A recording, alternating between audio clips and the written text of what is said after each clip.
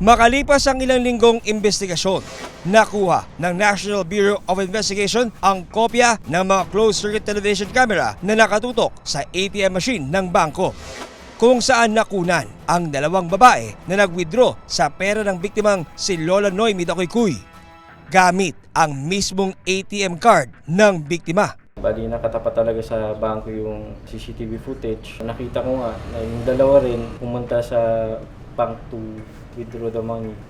During that time, I think it was 15,000 yung una nilang na-withdraw.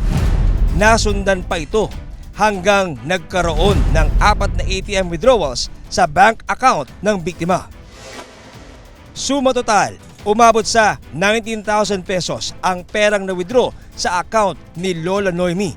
Kalaunan, natukoy ng NBI ang pagkakakilanlan ng dalawang babae.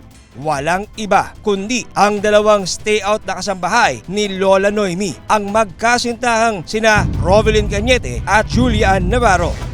Itinuring silang persons of interest ng NBI at inimbitahan para kunan ng salaysay. Kasama sina Rovelyn at Julian, nagsagawa ng reenactment ang NBI sa crime scene.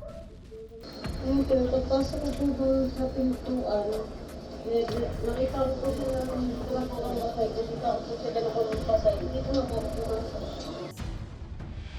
Sabi ni NBI Senior Agent Levi Anthony Rieras, una nilang isinalang sa pagkatanong si Julian. Sa aking aktwal na panayam, inamin ni Julian na silang dalawa ni Rovelyn ang nasa likod ng pagpaslang kay Noemi.